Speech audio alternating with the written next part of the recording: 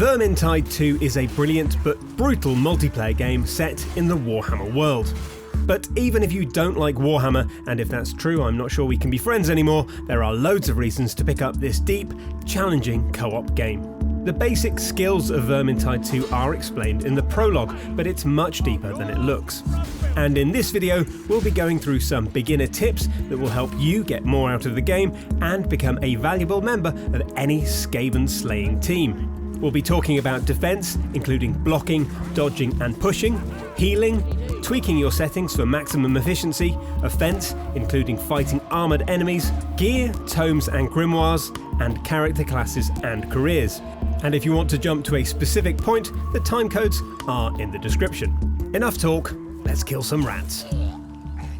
Vermintide 2 is all about staying alive, and to that end, defense is at least as important as offense. The lovely stats at the end of each level are meaningless if your team wipes before you can get there. That means learning how to block, dodge and shove, and we'll go through all of those now. Let's talk about blocking first. Now, holding block will prevent damage from all but the most powerful enemies, and this relates directly to how much stamina you have. Stamina is represented by the shield icons you can see when you hold block. These go down each time you're hit and regenerate at half a shield at a time. Stamina is determined by the weapon, not the character, so pay attention to that in the inventory. If you're carrying a shield, for example, it's likely your stamina rating will be higher than if you were using a two-handed weapon. You should also note that you can do loads of other things while blocking, including reviving your teammates. Always block while doing so to save health and to prevent interruption. You can also cancel some career skills such as dash moves by pressing block. On top of this, every weapon has a block radius. This is represented by that little blue icon you can see in the inventory. Now, unlike some other games, blocking will stop damage in a 360-degree radius. Even if you're getting hit from behind, you still won't get hurt. But any damage taken outside the block radius mentioned above will cost you double the amount of stamina. Again, melee weapons with shields will have a wider angle. So if you're playing as a tank, consider positioning yourself in a doorway when the hordes arrive so you're holding a choke point with maximum effectiveness. That all-important blue icon also determines your push range. By holding block then pressing attack, you can shove enemies back. The wider the angle on the inventory, the more foes you'll push at once. This staggers enemies more than standard attacks, costs one shield of stamina to execute, and will build aggro, causing more enemies to attack you. Think of it like shoving the biggest bloke in a rough pub. And if you hold attack after pushing, you also get a free follow-up attack at no cost. But remember, you can take damage while doing it because technically you're no longer blocking. And finally, and perhaps most important of all, we've got dodging. This is a crucial skill to learn, especially if you want to survive those encounters with the boss monsters. By default, this is done by pressing a direction and hitting space. Every weapon has its own dodge range, but the game doesn't tell you what that is, you'll just have to experiment beforehand. Generally, weapons with shields have a lower dodge range and two-handed weapons are higher. Dodges also get less effective the more you spam them, so give yourself some time between dodges to regenerate your dodge count. This usually takes about the same amount of time as a jump. To reiterate, staying alive is the most important thing in Vermintide, and you'll need to learn how all these things work to be truly effective. You see, that's fine axe work, even if I do say so myself. And speaking of staying alive, let's talk about how health, knockdowns and revives work. When you run out of health, you'll be knocked down. In this state, you have another health bar that will slowly decrease until you're revived. It'll also go down quicker when you're attacked. Once a teammate picks you back up, you'll return at 50% health, but this too will decrease over time. Essentially, it represents you being pulled back onto your feet to continue the fight. To permanently restore your health, you'll need to find a healing draft or a med pack. Healing drafts can only be drunk by the player holding them, whereas med packs can be used on a fellow teammate. And you can even do this while they're fighting. Med packs heal more damage than drafts, so be mindful of this when using them. Try not to overheal so you don't waste this precious resource. Most importantly, healing items reset the amount of times you can be knocked down. Once you're knocked down a certain amount of times, you'll be killed instantly. On recruit difficulty, you can be knocked down 3 times. This drops by 1 for each difficulty level, so on champion, you can only be knocked down once before dying. So always remember that after being downed, using a healing item will reset this count. A very quick one next, make sure you tweak your settings to get the most out of the game. Head into the menu and you can turn player silhouettes to always on. This is essential for seeing where the rest of your teammates are, and especially handy if you're playing with strangers and not using a headset. And obviously we're going to recommend that you do use a headset. Why not hit the link now? Secondly, consider assigning dodge to its own key. As we mentioned before, the default setting for dodge is space and a directional button, but this can sometimes be a little bit fiddly, and there's a danger you'll end up leaping about like a hopped up squig. If this is an issue, head into the key bindings and change it, perhaps even to a spare mouse key for maximum efficiency. And on the subject of keys, remember you can mark targets of interest by pressing T.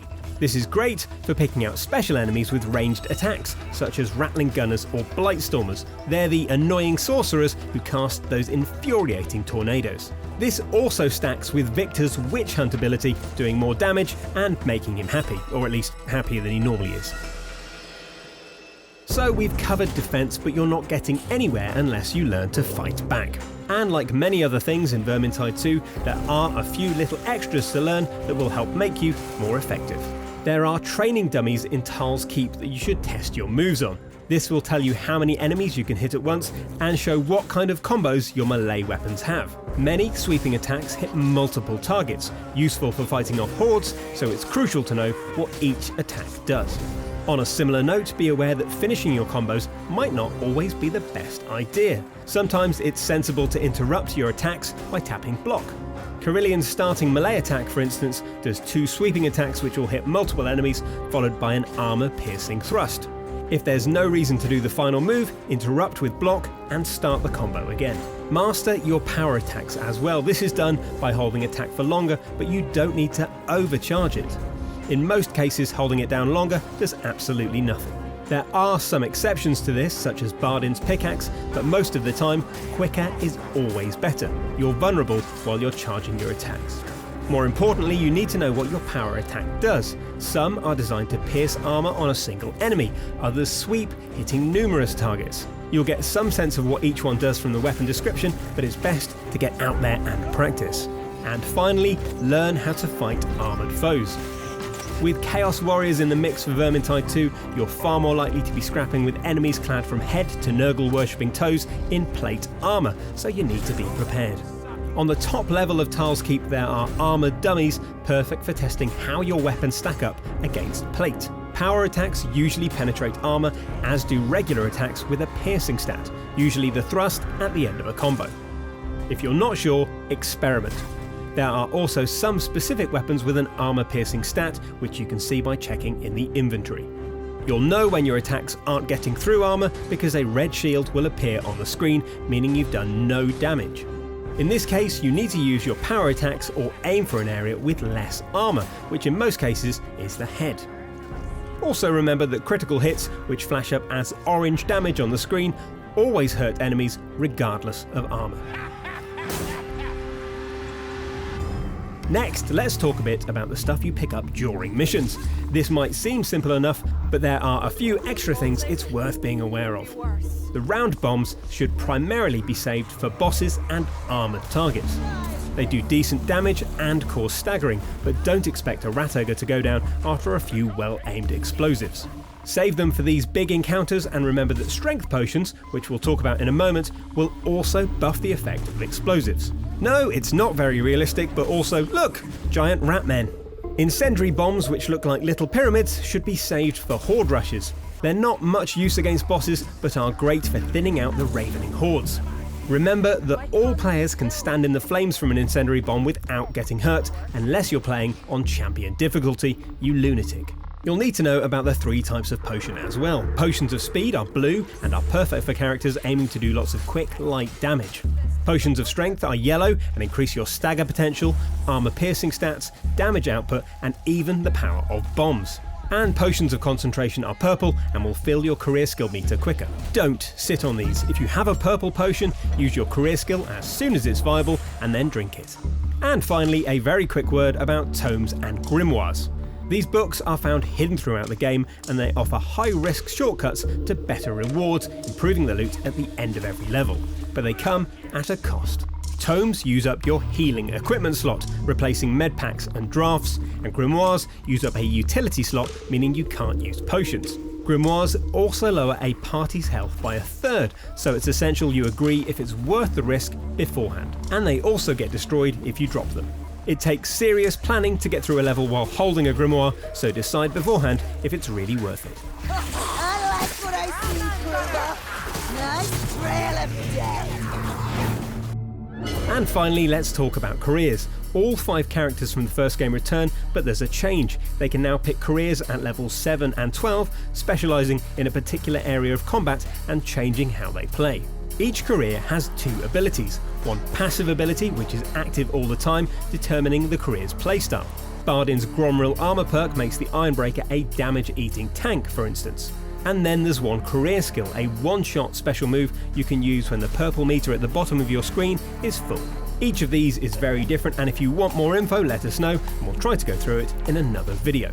Marcus Kruber's starting class, the Mercenary, is an all-rounder. His passive ability increases his damage output every time he hits 3 enemies, and his career skill, Morale Boost, raises the health of nearby allies. If you're starting out in Vermintide, give Marcus a try first. His special is simple to use, and his weapons make him really versatile. His career skills are Huntsman, which increases his ranged attacks and adds the ability to temporarily disappear from sight, and the Foot Knight is a tanking class with bonuses to stamina and damage resistance, with a charge ability that will push enemies back. Next is the Dwarf Ranger veteran, Bardin. His default class is a ranged specialist, but his heavy melee weapons and wide sweeps make him useful up close as well. His passive ability drops bonus ammo every time a special enemy is downed, which is handy since ammo is always scarce, and his career skill is Disengage, which lets Bardin drop a smoke bomb to disappear from sight. Get to level 7 and you'll unlock the Ironbreaker, a walking tank with the ability to shrug off attacks and pull multiple enemies. And the Slayer class is a damage dealer who can leap at and stun enemies. Carillion starts as the Waystalker, specialising in fast, ranged combat. Her bow has the quickest long-range attack of any of the starting classes. Her Amaranth ability restores her health over time, as well as providing a further buff to her ranged skills. And her True Shot volley fires multiple arrows that seek out enemies. At level 7 you'll unlock the Handmaiden, a quick mobile melee class. And at level 12 you get the Sneaky Shade class, complete with backstabbing bonuses and the ability to vanish and reappear. The Witch Hunter, Victor Saltzpyre, is perhaps the most varied of the 5 classes. In his default form he has the Witch Hunt ability, no surprises there, which does extra damage to tagged enemies. And his career skill is Animosity, used for pushing back nearby enemies and increasing the critical chance for the entire group. Victor's Bounty Hunter incarnation is a ranged class with fearsome distance buffs and a focus on firearms, and his Zealot class is a melee specialist that gets more powerful as Victor takes more damage. And finally we've got Sienna the Battle Wizard, a ranged damage dealer that you'll ideally want on every single team. Her default career skill lets her teleport, leaving a trail of fire behind her, and her passive skill helps you manage Overcharge, which can cause Sienna to explode if you overuse her ranged attacks. Fail to manage this and it will knock her down instantly and make you very unpopular with the rest of your team. At level 7 you get the option to switch to Pyromancer, which begs the question, what in Sigmar's name was she before, and also increases your critical strike chance and gives you a career skill that lets you fire a homing spear of flame.